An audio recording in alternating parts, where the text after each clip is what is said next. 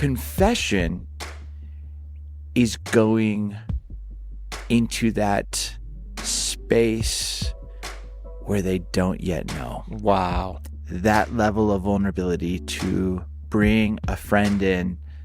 I'm really struggling with suicidal ideation. You?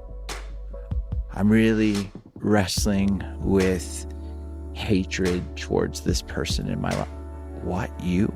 I'm going first and stepping out and believing that both God and the other person I am confessing can hold space and hold it with me.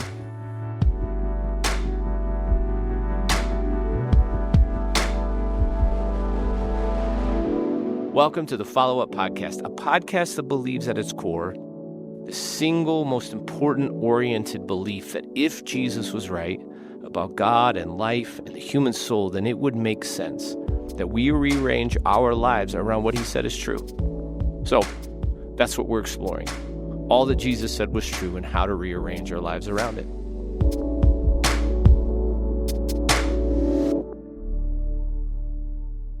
Steve Carter. Bro, I like that hat. I mean, I don't think I've ever seen you in purple. Never. So tell everybody what hat you're wearing. So it's NYU. Let's go. So my son's going there. So both our sons graduated this week. I know, it's crazy. So, I mean, we're dating. That's all right. It's springtime here in the Midwest. Congratulations. How did that feel? Felt great. So he's off to NYU. He's going to spend the first year in Madrid. And so oh, my gosh. Madrid, Arkansas? Madrid, Arkansas. So he's super pumped. Going to study poli-sci and economics. Oh, my gosh. Yeah. And so, yeah. Like, this is like, you take it from me. Yeah. Empty nesting's coming fast. I know, man. 5 years. Once you get one kid in college, it seems to go fast. Wow. So, graduation. Yeah, Harry graduated. He's our last. He's staying here in Colorado, going to CSU. That's awesome. And we had graduation 2 weeks ago. Our middle, Gray, graduated with his master's from KU. So he's moving back to Denver, got a job downtown. It's like, man. The whole family's like in Colorado. Here. I know. It's the first time in 10 years. I know. That's actually a deal. Yeah. I mean, I told you. I mean, I didn't know. But when it was all going down, I'm like. But it I had a sense. Yeah. It's like, yeah, man, it's a blessing. Okay. Confession. Nobody wants to listen. Probably as soon as I said that, a bunch of people hit. Yeah, I'm not going to listen to this one. We're talking through the prayer of confession and the importance of it. And when we wrote about confession, we put this as the second. So it's adoration, then confession. And so I think this is a really important topic to dive into, confession. But I don't think people like to talk about it very much.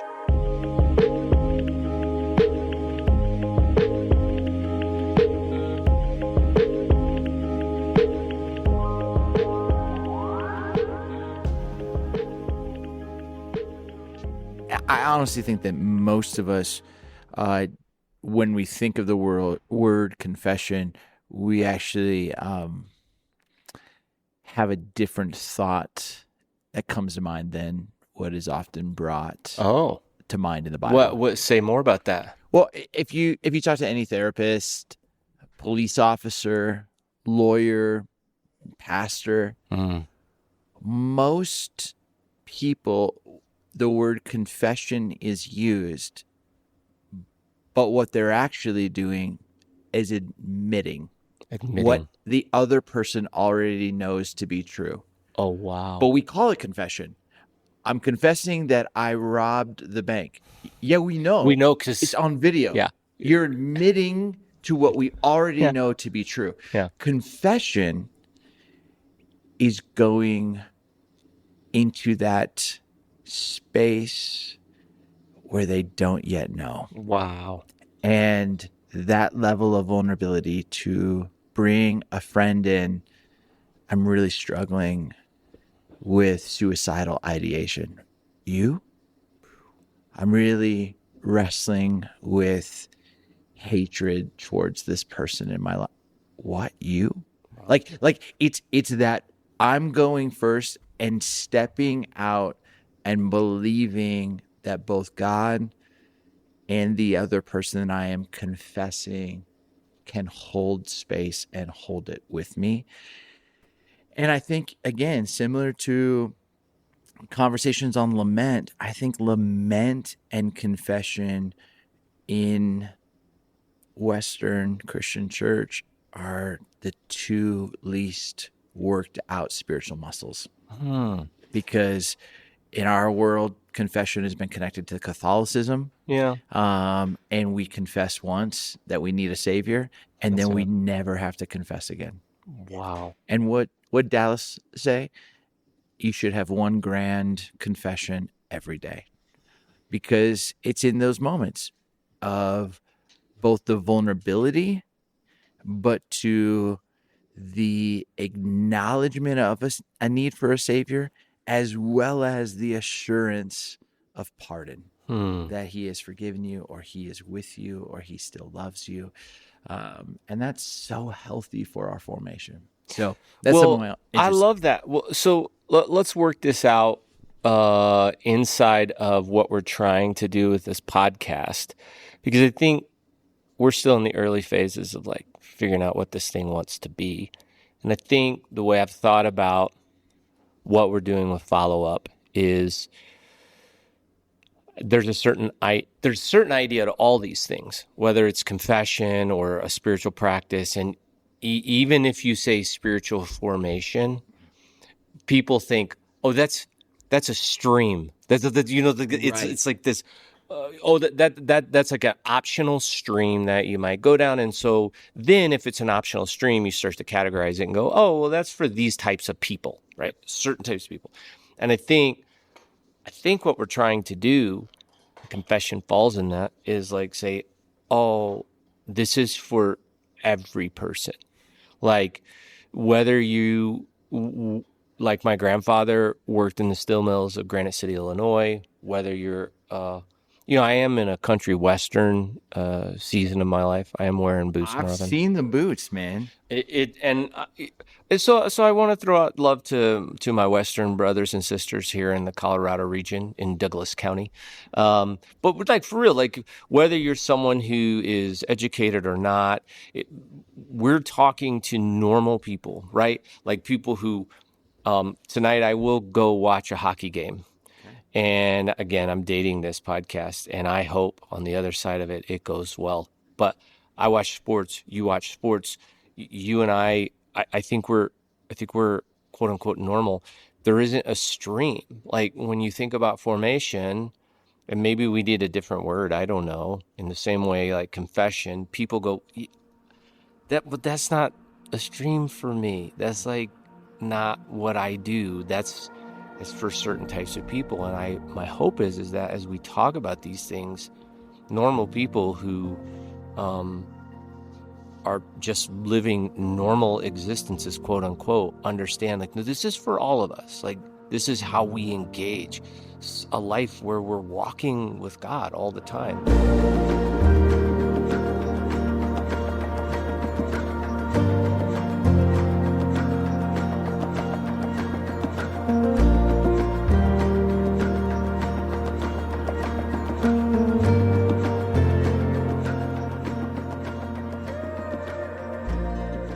Really do want to bring some of these practices, whether we call it the mainstream. These are things that as followers of Jesus, we keep using this sort of Dallas Willard idea that we're not trying to act a part, we're trying to become, right? Mm-hmm. We're trying to become these things that where the life of Jesus just kind of flows out of us, and confession is certainly a significant part of becoming. Yeah. Tell me, I know there's a story, and I know you're going to tell it at some point in this podcast. I'm wondering if I should cue it up now. Okay.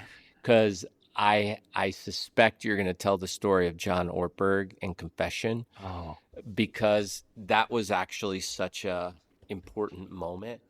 So tell the story. I think that's a great pivot toward, like, well, how do you do this, live a life where, as you said, like, hey, not admission, full transparency and vulnerability. Yeah. So it's 2020, 2021. It's definitely COVID. Yeah, COVID season. And, John Ortberg's been a mentor and to both of us, actually. And he and I have just had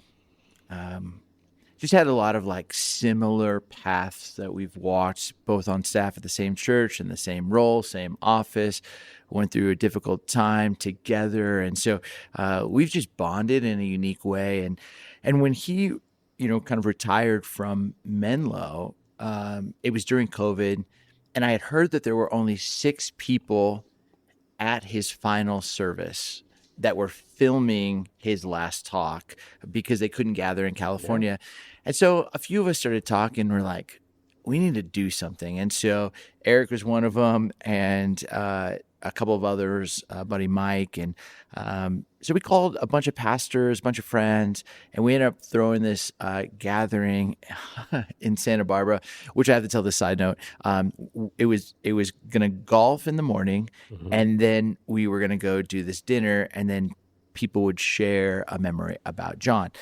So we go to this golf, and we have, I think it broke down to 31 people who could come. Wow. So it was basically 8 foursomes, but one was just a group of 3, and they had to take one extra person. So it was Eric, Mike, and me. And then we add this random guy into this foursome of golf. And so we're golfing, and we are hole 2 of golfing 18 holes. And it's a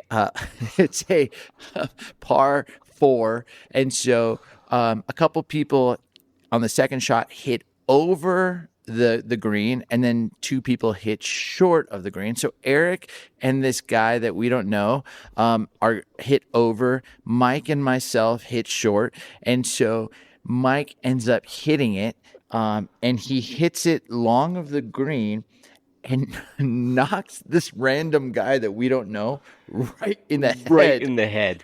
And hits him right in the head. And every hole from that point on, this knot on his forehead keeps getting bigger and bigger, to the point at hole 12, he's like, I think I'm concussed and have to go home. Random guy on the foursome. That wasn't the story, but I'm so glad you told that the most first random part of the story. I always, anytime I can tell that story. But so we end up doing this dinner. It's outside. Yep. After we have this meal, we end up going to this park. And again, set this up to share a story about John. And John's like best friend is a therapist in Southern California, and he tells this story. He says, 8 years ago, John called me one day and said, "Hey, I think Monday through Friday, every morning at, I say 5:45 a.m. I need to call you and confess my sins from the day prior." And the guy, who, his occupation is listening and holding space for people, he's like, that sounds like a terrible idea. 5:45 a.m., why would I do that? And John just says, hey, just think about it. And I'll call you back in like a week or 2. So he calls back, John calls back and says, hey, if you thought more about it? And the therapist is like, it's just a terrible idea. And John's like, no, I actually think it'll be really, really formational for us to do this, and then to be reminded by each other that we've been forgiven. And the guy's listening to this, and he actually is like, gets a bit nervous for John. Like, is there something in his life? Like, maybe I just need to be a good friend and do this. Not thinking it's really formational. He's just doing it to be a friend. And then he just says, in 8 years' time, we've only missed 7 mornings. Golly. And Monday through Friday, 5:45 a.m. And he said, what I came to realize was I would be about ready to make a decision or a choice or lean into temptation, and I would have to remind myself, oh, I'm going to have to tell that to John tomorrow. And it became less sexy or less enticing, or there would be these moments where, oh, I was short with my kids or short with my wife, or I thought this thought, or I made this purchase, and I shared it, and a couple questions were asked, and then I was reminded that I was forgiven. And I just like remember him saying these words, and I looked at these two guys in their 60s, and I was like, they honestly want Jesus more than me. They are willing in their 60s to live with a level of vulnerability and trusting the other with those dark secrets. And yet, in a way, what was happening is it was losing its power by sharing it with another and confessing it to God and another. And it just reminded me. And so I was walking out and I saw Mike, and I'm like, Mike, we need to try this. And so for 3 months we tried it. I think we skipped 8 or 9 days in those 3 months because I just slept through my alarm. And but I would tell you, just even in that act of going for first, I was reminded of, I don't want to tell this. I don't want to say this. I don't want to give him this ammunition. I don't want him to know this stuff about me. I can't manage who he says this to, who he doesn't. I just found myself going, man, how often do so many of us hold on to stuff that is just within us when God has given us this great gift to bring this before him and also be reminded of the power of the cross and the beauty of the resurrection and forgiveness. And so that Orbrick story still to this day has enticed me and moved me deeply of the effort required to do the work of formation and do it well.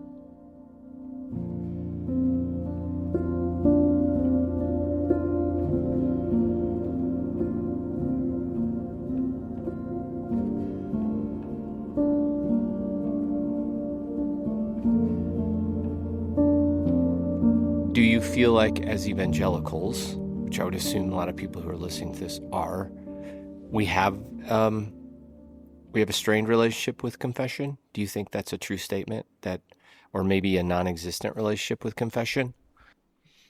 Well, I think that for most have some sense of Catholic background. Okay. And so whether that was, it became rote. And there's something really, really beautiful in the sense of, I think in that practice was trying to begin to share and process through, not hold on to it. But I think some of it, people see it's not a original to God thing. It was original to a denomination thing. Yeah, sure. And so I think sometimes we've thrown the baby out with the bathwater. I think too, in our achievement or in our goal setting and climbing, we just don't want anything that's going to slow us down.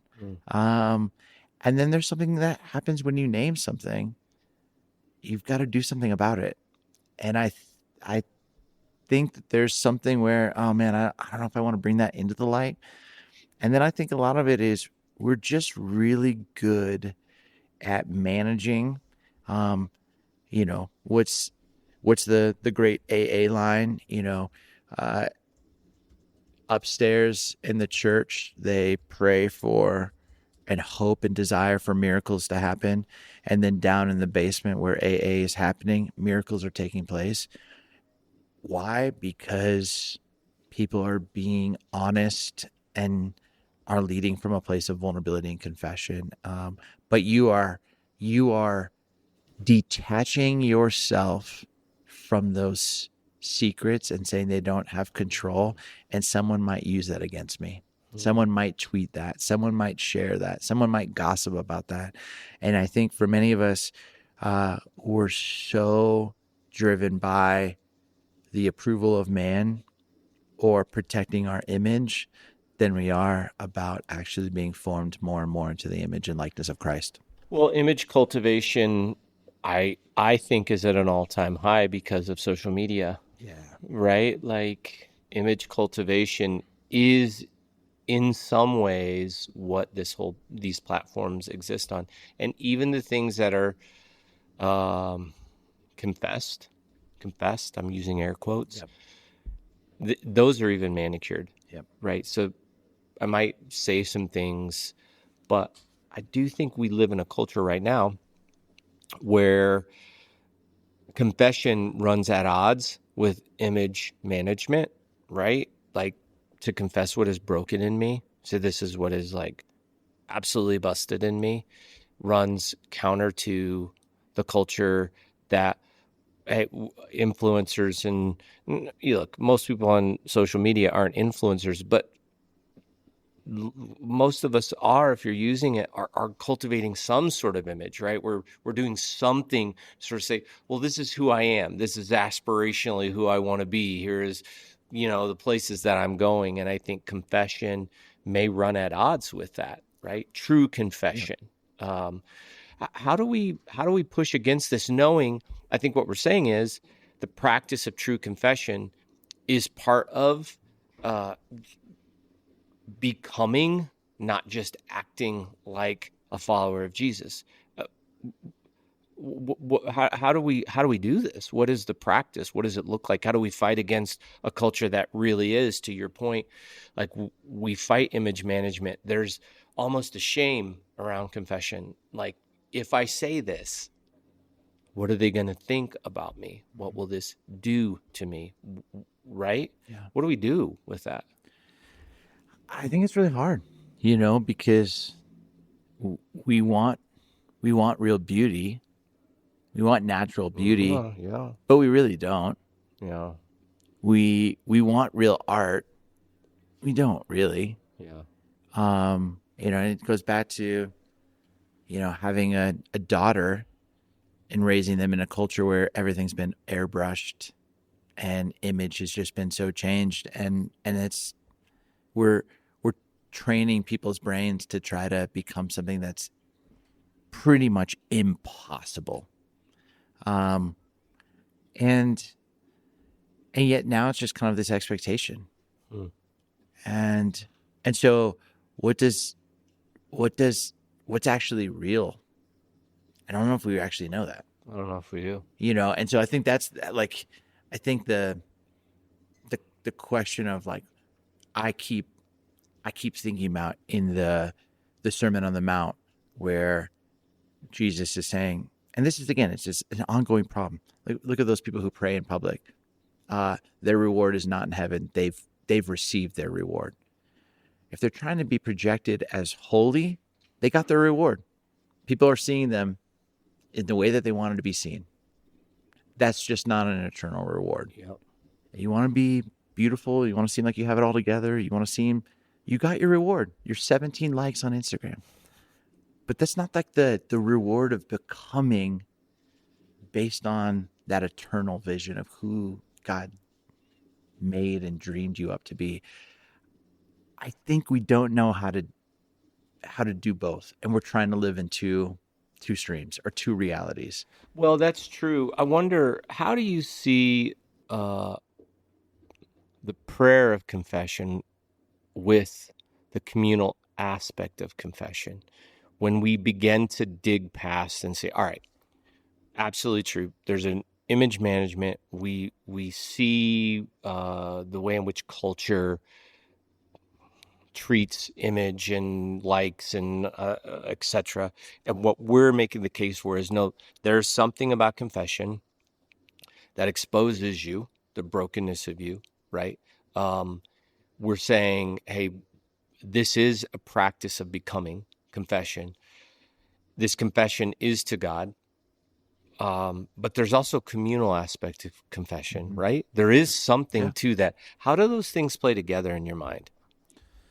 Yeah, I mean, I think the communal hope always flows out of what has been in that individual conversation with God. Yeah, right. And sometimes it doesn't happen so black or white that way, but if I go back and I think the great Hebraic prayer, Hero Israel, the Lord is God, the Lord is one. Lord's Echad. There's wholeness there. Love the Lord your God with all your heart, your mind, your body, your soul. Uh, the soul is what integrates heart, mind, body. Mm-hmm. Sin is what disintegrates heart, mind, and body. And so there's a moment where our head thinks one thing, our body feels something else, and our heart's saying something different. Right. It's in those disintegrated pieces that oftentimes, in IFS language, parts work. Yep. There's a manager part that comes online, a protector part, exiles, all of this piece. What I've come to realize for me in confession is beginning to speak for this part that wants to come online. I'm feeling like I want people to, Lord, see me as smarter than I actually am. I feel like right now I want people to seem like I'm more important than I actually am. The more that I can speak for that part pre making choices, but I can at least confess, and that this is rising within me, I think it helps me actually live into that soul of integration of heart, mind, body, rather than I'm going to pretend that they're not there. And then that manager part takes online and I'm like, I gotta post this, or I gotta do this, or I gotta try to put this feeling of I'm not important or I'm powerless, that like that firefighter comes online, just I'm going to take that out. But the more I can just be aware of that and just journal about that, speak to that, bring that before God, bring that before community, I have felt has been so beneficial to my formation, rather than I screwed up again. Yeah. Now let me bring to God and say, God, I'm sorry. And then bring it to my friends. Like, it's more just recognizing I have these themes, image management. I have these themes when it comes to money. I have these inklings that somehow just it's easier for them to drive the ship rather than just be a part of the conversation, and learning to actually speak for them rather than from them has been helpful in that, if that makes sense. Huge. No, it totally does. I think about confession, and I do believe for me what makes it so challenging is, so I have a pretty big people pleaser part. Yeah. And that people pleaser means I really do care what you think about me. Yeah. And I've told myself for lots of years, this is the stuff I want you to see. The other stuff I don't think I do, because if you see it, I don't think you're really going to care for the person behind it, right? Like you're really not going to care much for this person. And sometimes the stuff I need to confess is the same a lot of us need to confess aren't some sort of crazy sin. Right. You know what I'm saying? Right. It's like just some brokenness in me that I'm afraid to let anybody see. I'm afraid to let the Lord know. It's almost like I've been taught a fake it till you make it principle in terms of like me, my character. It's like, oh, no. Don't let God see it. Don't bring it before him. Just like grind it out, put on a veneer, and eventually you'll get there. Yeah. And I think there's probably shame. I like your IFS language. There's definitely parts that are saying, no. You can't let someone see this stuff. If you let God see this stuff, what are they going to think about you? And what are you going to do with that? Like knowing, walking around going, see, I think this is a foundational identity thing, right?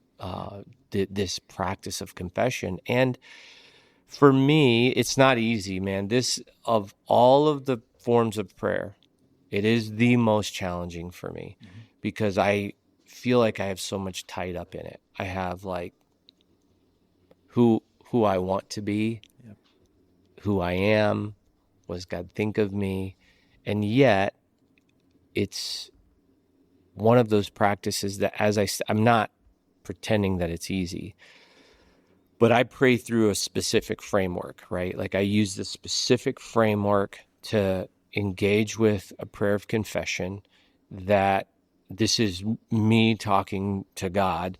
It's not like rocket science, but for me, I really take really seriously Psalm 139 where it says, "Search me, O Lord." And so I do spend time journaling. Okay. And I think this is the Ortberg story. There's this examine. If you know you're going to jump on a call with someone, it does force you through the examination process. Right. Okay. God, what in me? How did I show up yesterday? How did I do this? What is small and big? What's the brokenness in me? Like the courage to examine, just to look. I think the practice of examine as part of confession, we just don't do much of it, right? We just are like, well, I'm Popeye. I am what I am, and that's all that I am, right? And that's all I'll ever be, and I don't know what to say about that. And that examine piece is huge in my prayer of just going, Lord, search my heart, help me see some of these things that I've excused, that I don't know, the way I show up, how does someone experience me? Lord, just examine me. That prayer, that opening prayer, holy smokes, that's huge.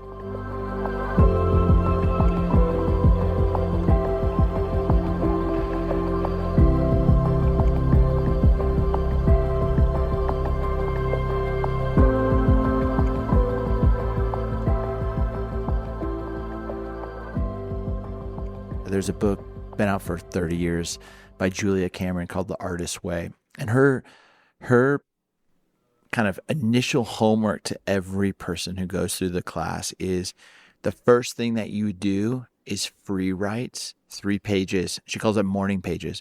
And she says you can't show them to anyone because the editor will come in mind. Editor will come in mind. You just have to and it's the own way of search me, but just writing it. Yes. And I've always thought about that as just this thing of getting it out, of searching. And sometimes you're writing it and you're like, oh man, I got in this conversation with my kid, or this person cut me off and made me frustrated. And it was really not about that person, but that person reminded me of this situation. And you're just writing and yet it's just, you need that examine, but place that you can get it out of you.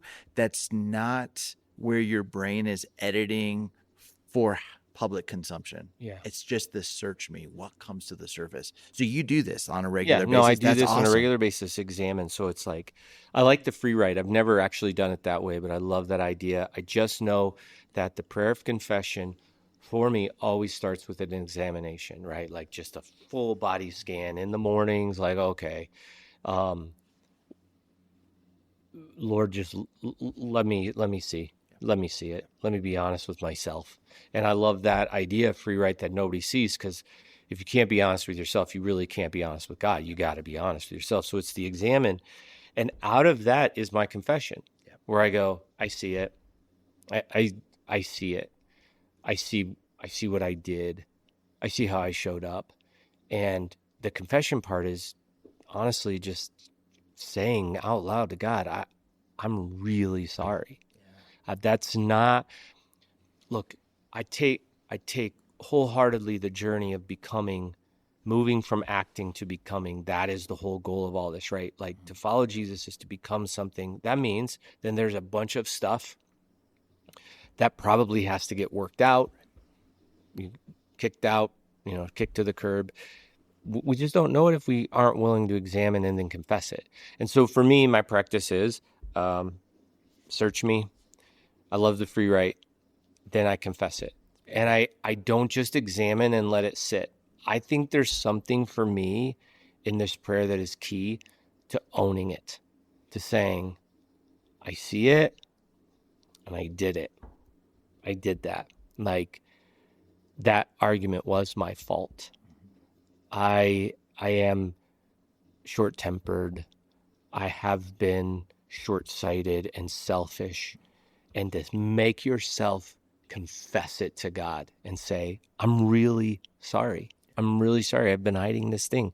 But there is a freedom in that. And for me, I just work this simple little framework where examine, confess it, and then I receive the grace for that day. I'm like, okay, you've forgiven me. I've confessed it. You said if I confess it with my mouth, right, that you are free and able to forgive me of my sins. So I'm really sorry, and I receive it. I'm not a worm. I'm not crummy. I don't stink. I'm redeemed, and I've confessed my sins to you, and you've forgiven me. And that's like, for me, it's that simple. I think it brings up an amazing point, because now remove confession from the conversation of formation and becoming. And you can beautifully do the Psalm 139 and say, search me. Yeah. But I think there's this piece of a bypassing or a jump from the search me, if we even have that time, Yeah. to like receiving forgiveness or Yes. receiving blessing. Yep. But I'm often wondering, if I can't confess it and I can't own it, what am I actually receiving? Right? Exactly. And so you have Sky Jathani, who's a brilliant thought leader, Chicagoland. He just did this sermon and talking about the difference between resuscitation and resurrection. And he said that in the Gospel of John, you have Lazarus, who is resuscitated. You have Jesus, who is resurrected, 2 tombs. And that in Western Christianity, we are trying to resuscitate. And what we're trying to do is add Christian platitudes or principles to an already filled life. Jesus is gonna help you achieve. Jesus is gonna help you get better. Jesus is gonna help you do this. Jesus is gonna help. And what he's actually wanting is full transformation. But often what we're doing is just trying to resuscitate. Oh. And I think, though, what you're describing is so key is, man, if I'm going to receive that forgiveness, that assurance of pardon, I got to own it and I got to confess it. And I think that's just so beautiful. But man, that speeds up that becoming. Well, to be able to say you fully love me means you have to fully know me. If you don't fully know me, then how do you look at God and say he fully loves me? Of course he does. But there's something in like this reality that you can look at God and say, okay, I've examined and confessed. You fully know me. It doesn't change the fact that he does. It just makes you aware of it. When you go, you know me, you know all this stuff I've been hiding, and you fully love me. There is freedom in confession, and we know this. The hiding is so bad for your neuro system, for the way that you're wired. Pretending is so bad. And honestly, I used to say this, sometimes Christianity, we treat it like a script, right? Where you act out the script. Problem is what happens when the play's over? Well, you don't know what to do with your hands. You're like, well, what am I supposed to do now? We're trying to move off the script. What we're trying to say is like, look, bringing who you are, saying this is who I am. This is how I've failed. I see it, and I'm sorry. Allows you then to look back and go, and in spite of this, you love me. And there is such freedom and beauty in that, to know. And I actually think that it starts to lead to a more corporate confession. But look, if you can't confess to God, you're not going to be able to confess to a friend. But I think there's something beautiful in confessing our sins to one another. We're called to do this, where we say, no. It strengthens community, right? This strengthens, it doesn't weaken it. And sometimes our parts tell us, hey, if you say this, God's not going to love you and they're not going to love you. Right. And what we find is the opposite is true, right? That in spite of my failures, I'm loved. I love the way that you map this out. I'm like so visual, and so the way he's drawing right now. Carter's about to draw. Yeah, is I I have like this stick figure guy that I'll typically draw, like Yes. in my journal. Yep. And there'll be an arrow up and it will say God. There'll be an arrow to the right that will say, neighbor. There'll be an arrow to the left that will say creation. And then there will be kind of like underneath it, I'll just write me. Yeah. And the question I will look at whenever I'm thinking about the act of confession is, was there a rupture in the last 24 hours Ooh, I like this with already. God? And I just write it down. Was there a rupture with a neighbor, someone in my life? And I'll just write it down. Was there a rupture with creation? Is there something that I participated in that I just didn't help? And Yep. this is probably the fewest. Yeah, but still. But I still just try to think about it. And then with me, my own soul. Yeah. Was there a rupture? Then from there, I choose probably one or two tops. And I think, okay, health is moving from rupture to repair. Now, I start to ask myself, how do I move to repair? What's amazing is what often happens within me, because I am human and I'm defensive.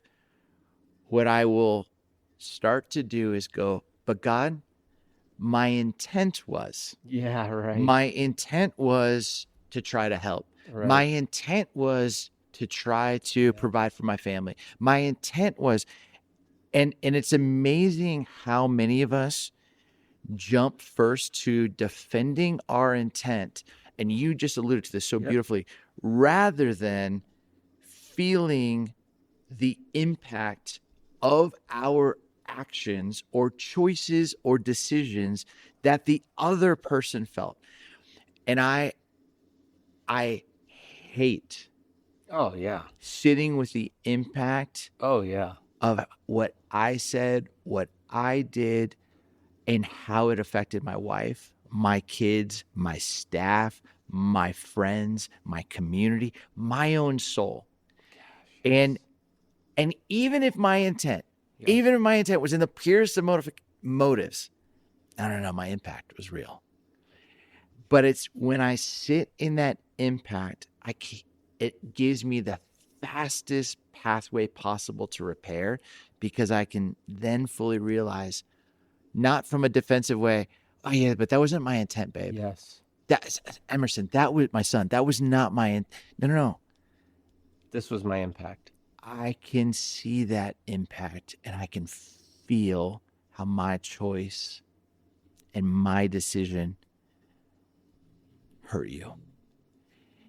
Then I can confess to that. I can own that. I can sit with that.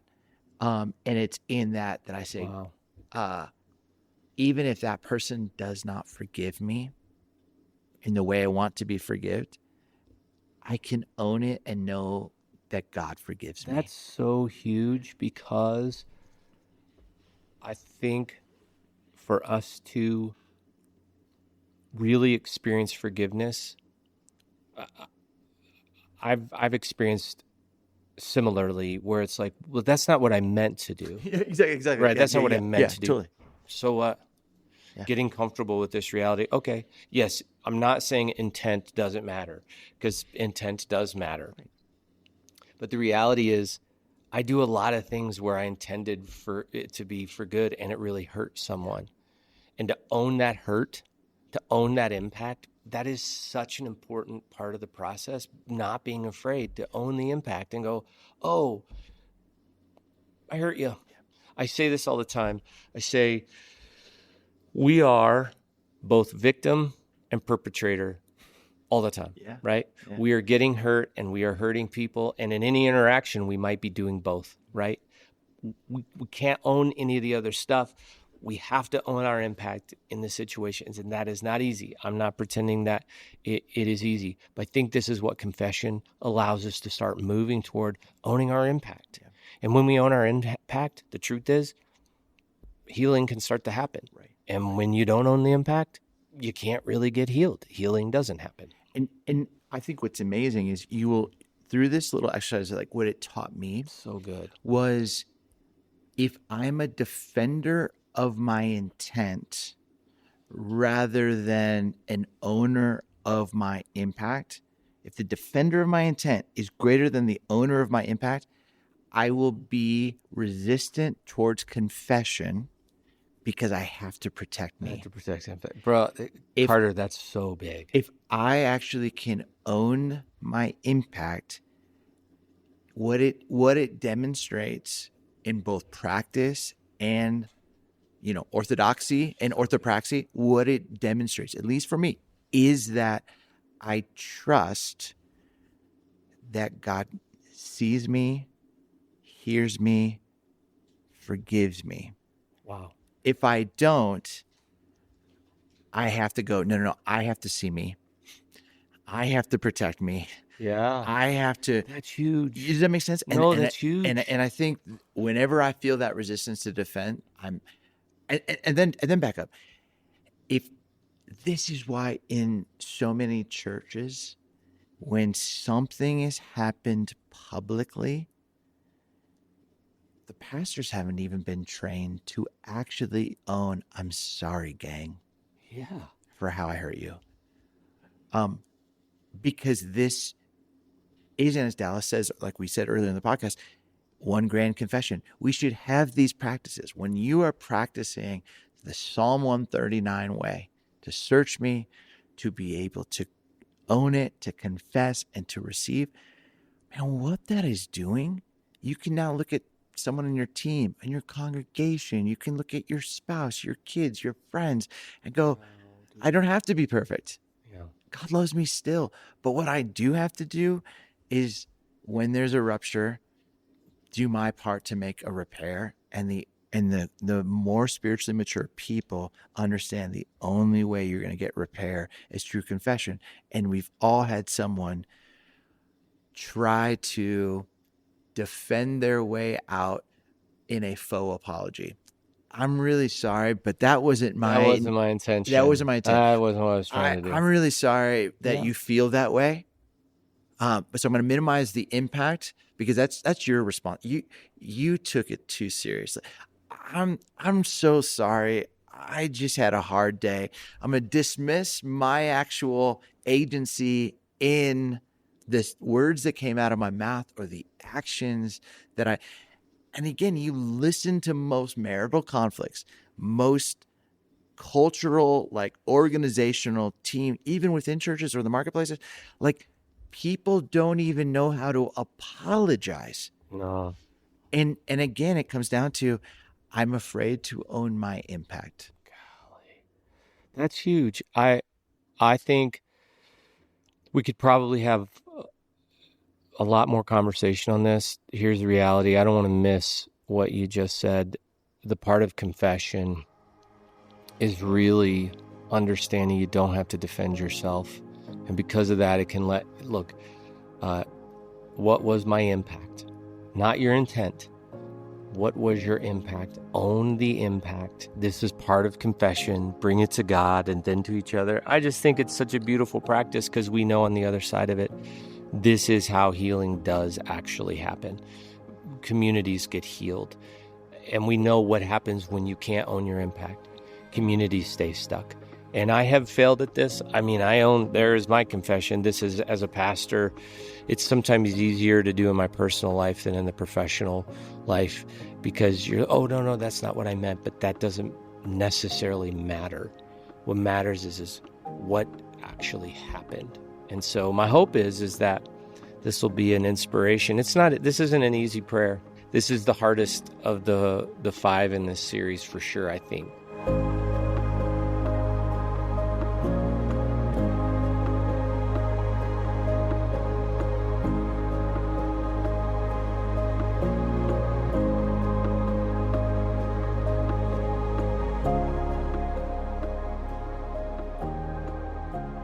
Can I tell you a story? Yeah, totally. I just had this happen. I was in a meeting, and I had called the meeting because we were having a larger event at church, and I wasn't sure if we were all on the same page.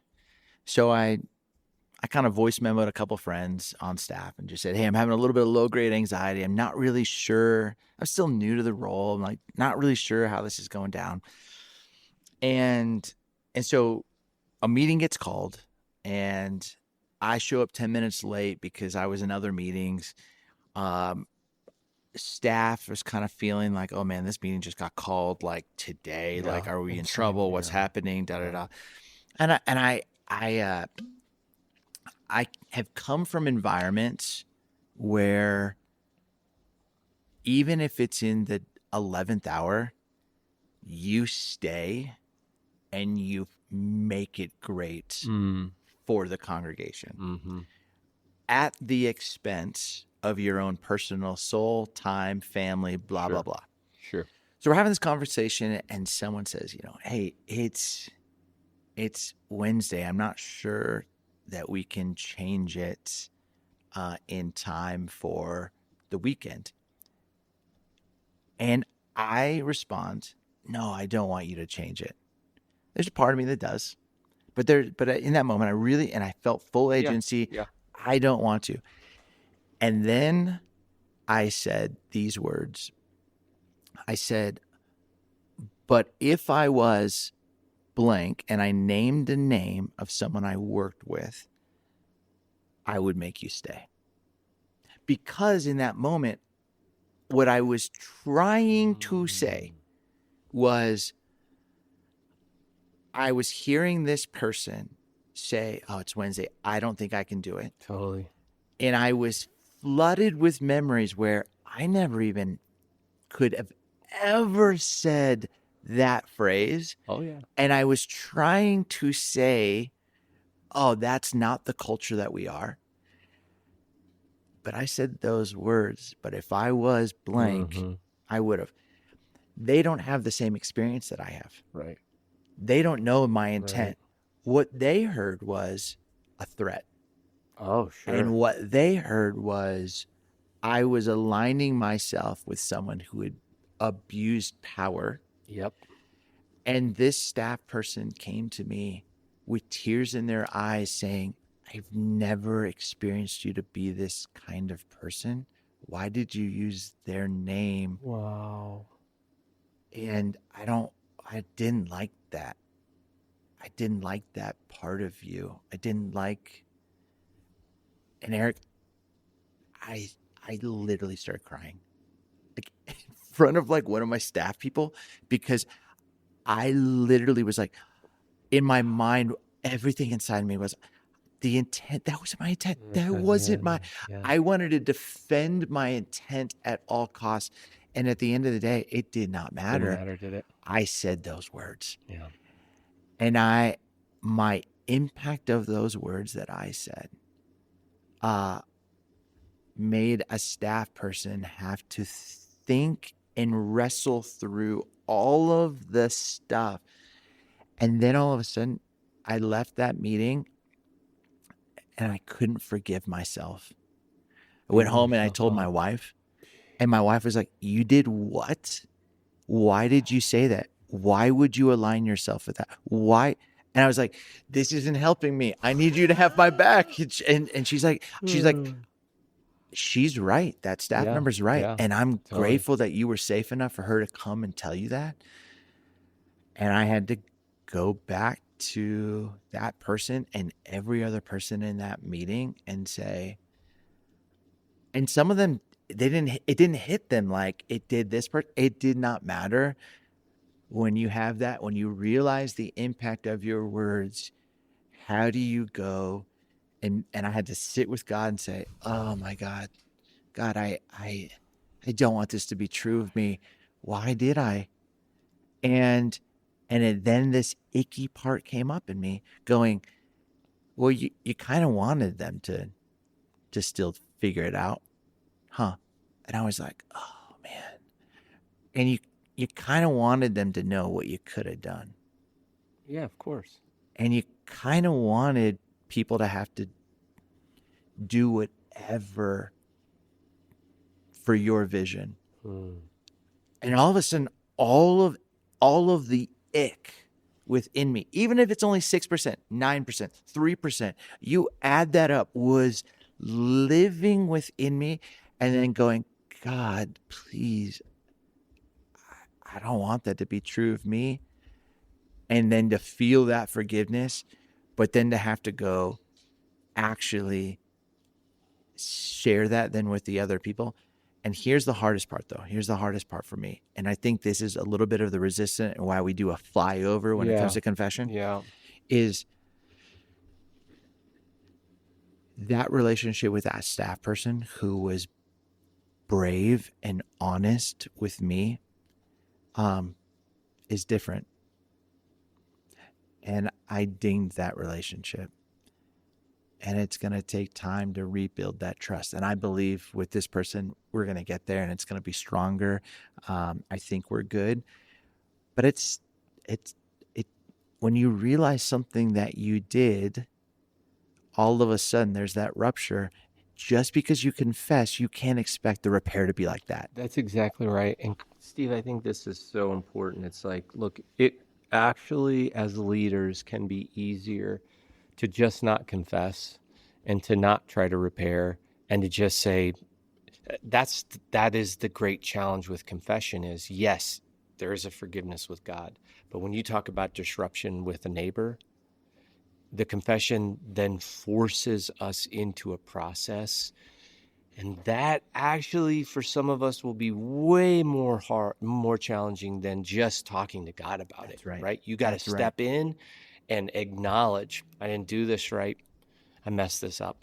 And you know, they do talk about it might take longer to repair, but relationships that repair do have there is a strengthening to the relationship. Yeah. Now you got to go through the process and repair. Yeah. Can't ignore it. Yeah. Pretend it didn't happen. That's right. But it does build strong relationships, but you have to be willing to walk into what that might look like. Yeah. And that's hard. Yeah. It's really hard.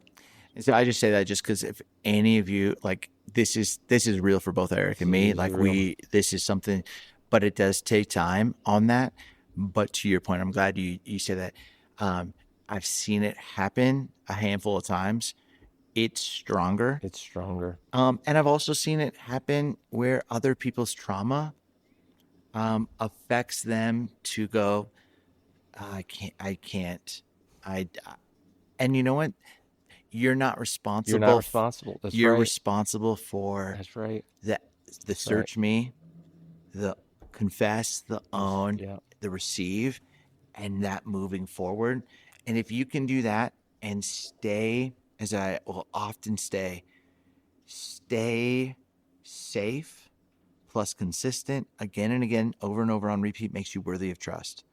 If you're consistently unsafe, you're not worthy of trust. And if you're inconsistently safe, you're not truly worthy of trust. So your job is just to go, no, I'm going to be safe. I'm going to keep showing up and be consistent.